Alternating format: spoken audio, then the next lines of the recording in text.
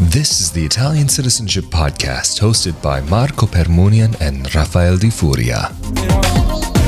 Hello and welcome to another edition of the Italian Citizenship Podcast. This episode is being presented by Italiancitizenshipassistance.com as well as ItalianRealEstateLawyers.com.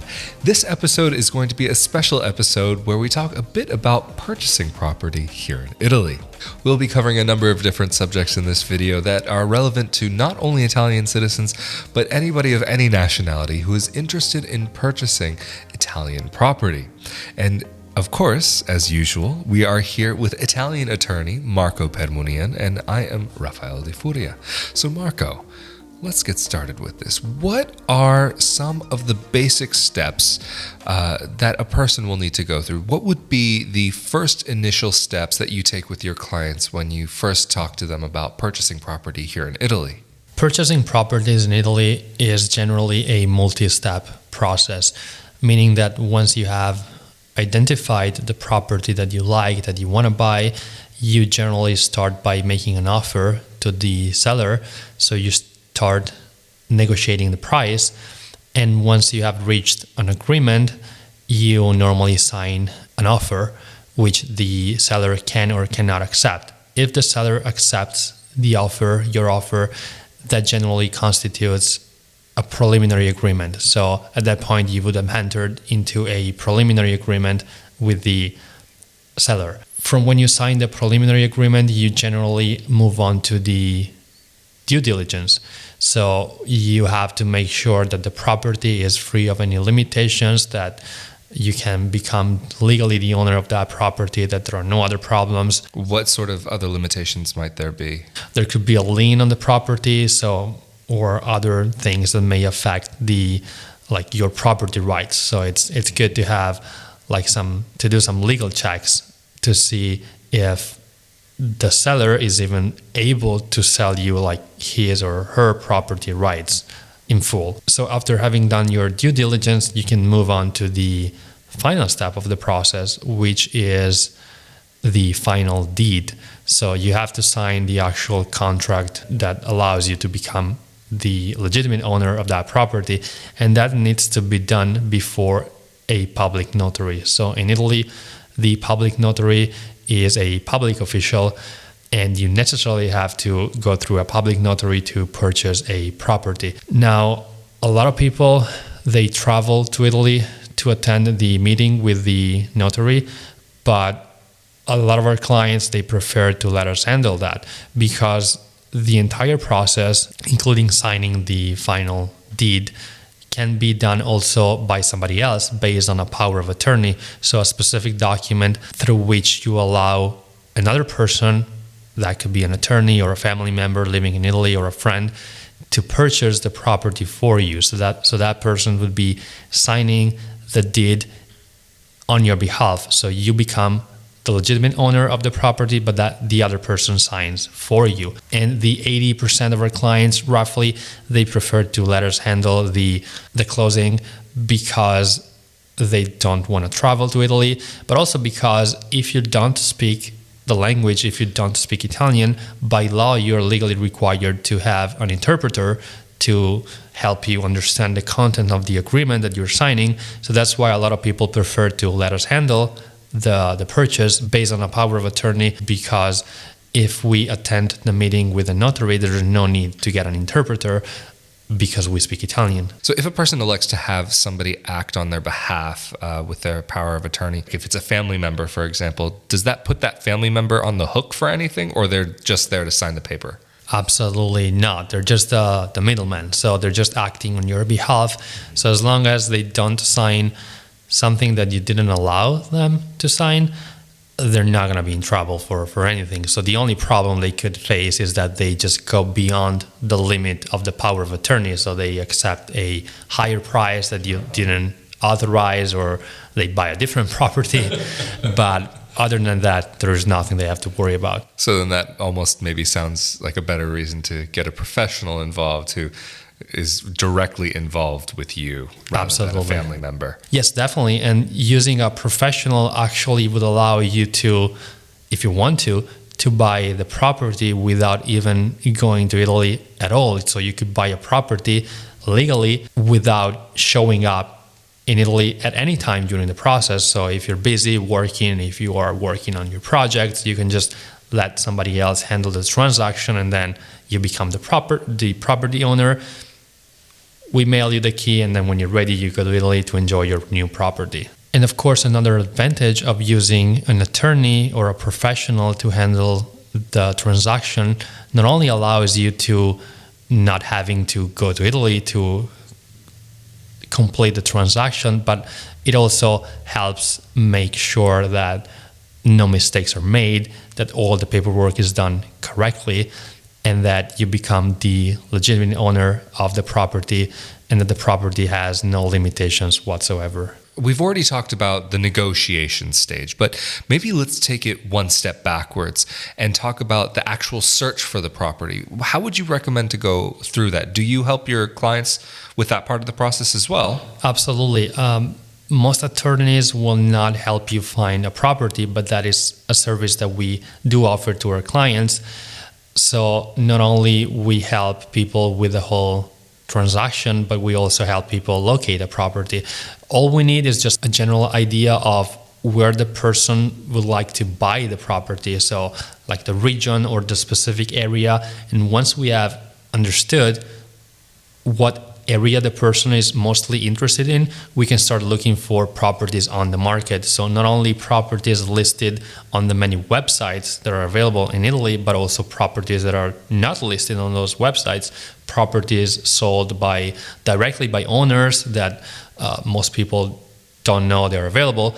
So that's another service that we offer to our clients. And I have to say, a lot of people are very happy with those type of solutions, where we also help them find the house in the area where they're mostly interested in.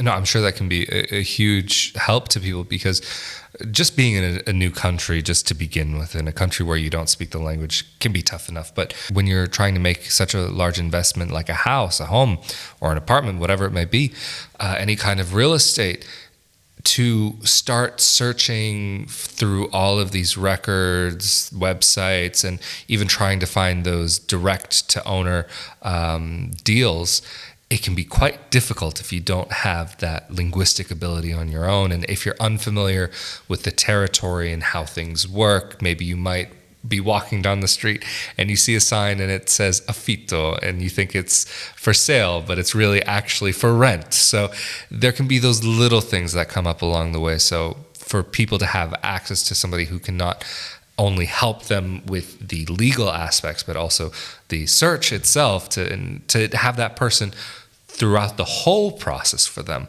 I'm sure is very comforting for some people to be able to have that access. What would be some of the costs associated that a person should expect? Aside from the cost of the property, so one of the costs that you have to take into consideration when buying a property in Italy is definitely the cost of the public notary, which can be expensive depending on the area, or depending on the case, depending on the type of property that you are buying. But let's say that if you are buying just a regular property in a town, like an apartment in an Italian town, the cost of the notary can be as low as 1,000 to 2,000 euros. And one other cost that you have to take into account if you're buying through a real estate agency is their commission fee. And something that most people don't know about the fee of the real estate agent is that in most cases you have to pay it when you sign the preliminary contract. So not even at the closing, but much sooner, unless you have indicated something different on your agreement with the real estate agent. But if nobody said anything, the real estate agent is allowed to ask you to pay their commission fee, even if you then end up not buying the house for whatever reason, but because they helped you locate the property, and because they helped you negotiating the price, because they acted as the middleman between you and the seller, they're entitled to their commission fee in most cases. So what would that fee normally look like? This is something that can be agreed upon with the real estate agent that you're using, but generally it is between the 2 and 3% of the value of the property. So even if for some reason the seller decides that they are not wanting to sell the apartment anymore, even if they've come to that decision after you've already made your offer and sent the money to the real estate agent, you would still be liable for that payment. That is correct. In most cases, that is correct. But of course, if the seller doesn't want to sell you the property anymore, there needs to be a reason. And in most cases, if they don't want to sell it to you anymore, they have to refund the deposit that you initially paid when you signed the preliminary contract, because what normally happens is that when you sign a preliminary contract, you send some money to the seller as deposit just to show them that you are actually interested exactly in the property. But if they don't sell you the property, they have to give you back the double. So that's what the law says. Really? Exactly, yes. Wow, I'm actually blown away by that. I think that's very interesting.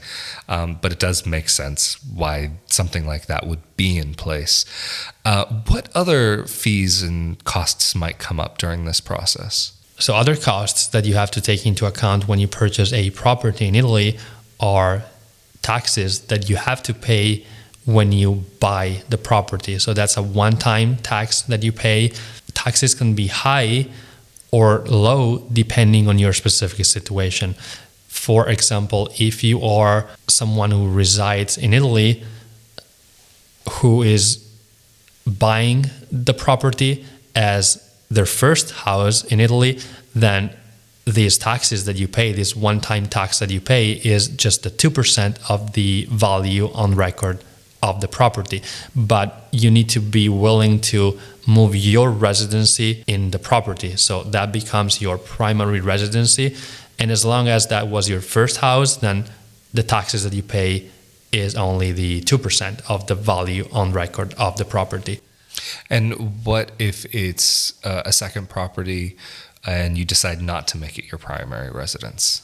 Then at that point, you have to pay the 9%, so it's much more expensive. So if you're buying a house because you want to rent it out, because it's just an investment for you, then at that point you pay the 9% instead of the 2%. But it's always a one-time tax that you pay just when you purchase the property. And are there any annual taxes that you have to pay? Yes, there are annual taxes, but those are very low, and they vary depending on the region or the area within the region where you're buying the property. So it's kind of hard to say how much those would be without knowing what region we're talking about or what specific area of the region we're talking about. But generally those are much, much lower. And annual taxes could be as low as just a few €100 or as high as a few €1,000 for luxury properties or like bigger properties. And are there any differences between being an Italian citizen and not being an Italian citizen when purchasing property here? Yes, meaning you can buy a property in Italy even if you're not an Italian citizen, and even if you do not reside in Italy, and even if you have no intention of residing in Italy. So I want to make this clear. You can buy properties in Italy even if you have no connection to Italy, even if you don't want to relocate to Italy in the foreseeable future. The only difference is that instead of paying the 2% in taxes when you make the purchase, as we said before, you pay the 9%, so the higher amount. But being an Italian citizen allows you, if you are residing abroad and if you're registered with the IRE, and we talked about this in a previous episode, it allows you to pay less taxes even if you're not moving your residency into the property. In other words, if you are an Italian citizen who resides abroad and who are registered with the IRE, and if you're buying your first house in Italy, you don't pay the 9%, you just pay the 2% because that's your first house, and you're not required to move your residence in Italy because the Italian government knows that you're residing abroad. But if you're not registered with the IRE, if you're an Italian citizen residing in Italy or temporarily residing abroad, but not long enough to being able to register with the IRE, then to pay the lower amount, the 2%, you have to move your residency address into the property that you're buying. And of course, one of the main benefits of being an Italian citizen when you're buying a property in Italy is that you can just go to Italy and enjoy your property for as long as you like. So you have no restrictions. Whereas if you are a foreign citizen, you can for sure go to Italy for a short period of time, which is generally 3 months every 6 months. That's the time that you're allowed to stay in Italy if you're not an Italian citizen. So if you're a foreign citizen who doesn't have Italian citizenship, who doesn't qualify for Italian citizenship, you can just stay in Italy for a limited period of time. So as a vacation, basically. Exactly. So at that point, it could be ideal for you if you want to stay for longer, and if you don't qualify for Italian citizenship by descent or through marriage, to look into visas.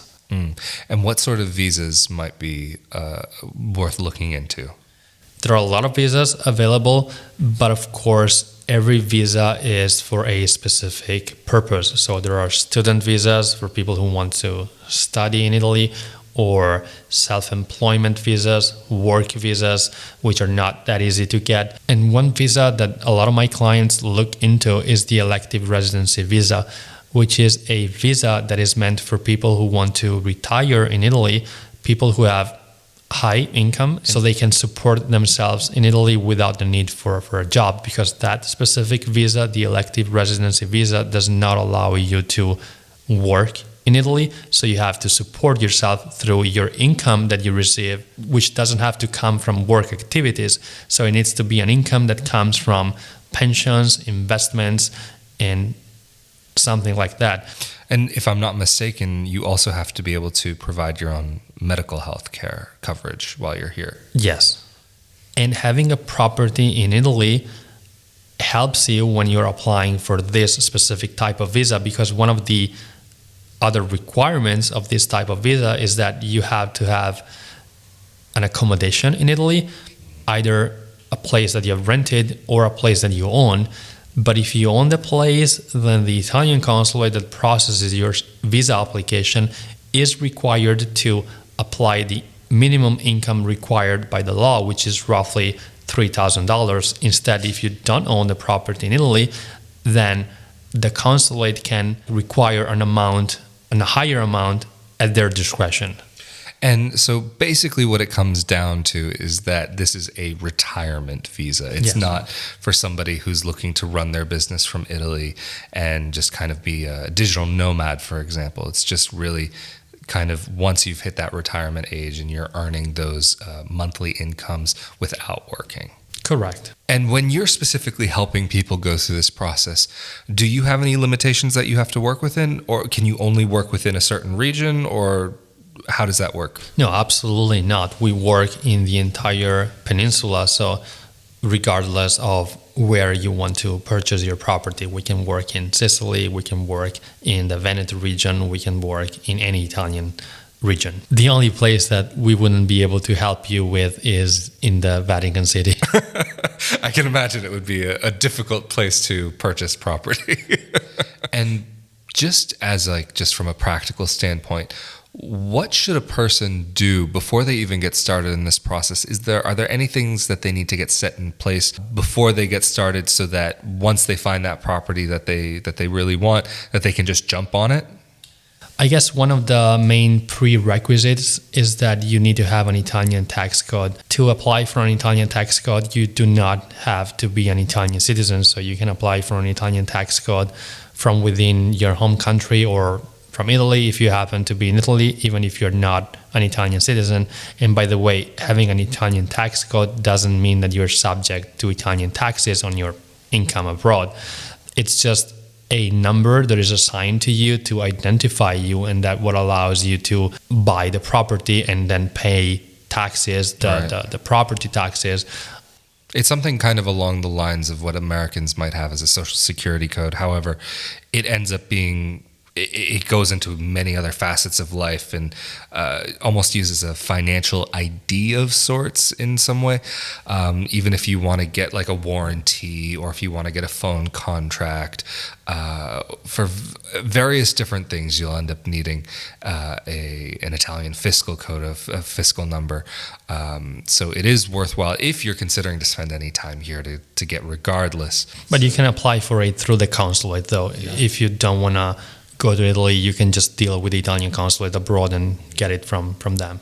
But if you are here in Italy, it is quite easy to get one at the tax office, no? Yes, definitely easier and much more expedite process. And maybe the last thing that people should consider getting, but it's not really a requisite, is an Italian bank account. So you can potentially purchase properties without having an Italian bank account, because the money that you need to buy the property can be wired in most cases directly to the public notary, which works like the public notary is a public official, so your money is safe there, and the public notary works like an escrow agent, so he can keep your money there until the closing, and then just give the money to the seller when the time comes. Of course, having an Italian bank account could make things easier after you have purchased your property. I'm thinking, for example, if you have to pay the annual property taxes, if you're subject to annual property taxes, or even common charges, or even to pay the bills, the utility bills. So in those cases, having a bank account could be helpful. But like I said, setting up a bank account in Italy is not necessary for you to purchase property in Italy. But definitely, like you were saying, for some of those monthly bills that come along, it may make sense for you to have one regardless, even a simple bank account, because some services will require that you give your banking information so that they can set up monthly automatic billing. But what about something like mortgages and loans? Would somebody from abroad, or how would that work in this sort of case for somebody who's thinking about purchasing from abroad? So getting a loan in Italy can be very, very difficult for a foreign citizen, or even an Italian citizen who resides abroad, if they don't have an income in Italy, because as everybody knows, banks only give money to people who can prove they are able to give it back. So although it is not impossible to get a loan in Italy if you don't reside in Italy, and if you're not an Italian citizen, getting a loan, a mortgage in Italy can be very, very difficult if you don't have an income in Italy. That makes sense. I know people who have tried even getting small loans for financing, say, a computer, for example, and without a work contract to get a small loan can be quite difficult. And in Italy, having a work contract, this is one of the reasons why it's golden, is to make certain purchases happen or to get a small loan. I know that can make it easier for a person. But if a person has, say, a home abroad or assets abroad, is that something that can be valued or used in any way in regards to a mortgage or a loan here? It depends on the bank that you're working with, but I'd still say that getting a loan in Italy by proving that you can give back the money through assets that you have in your home country can be a very, very difficult process. So it would be different if you had properties in Italy, so other properties that you can show you have. In that case, I'd say that would make the process a little bit easier. But if you have zero income in Italy, and if you don't have any other properties in Italy, getting a loan from a bank in Italy could be very difficult. Anyway, I think this is a good place to wrap up. And if you are interested in the services of Marco and his team and looking for someone to help you find that dream home that you've always been wishing for in Tuscany, Sicily, Lombardy, in the Alps, wherever it might be in the country, they are here and ready to help you. If you would like to talk to them about more information, you can go to ItalianRealEstateLawyers.com, or you can also go to ItalianCitizenshipassistance.com. Both places you will be able to get in contact with Marco and his team of experts. Thank you so much for joining us again on this episode of the Italian Citizenship Podcast. This episode has been presented by both ItalianCitizenshipassistance.com and ItalianRealEstateLawyers.com. I'm Rafael Di Furia, and of course, this has been Marco Permunian, and we look forward to seeing you all next time. Thank you. See ya. Thank you.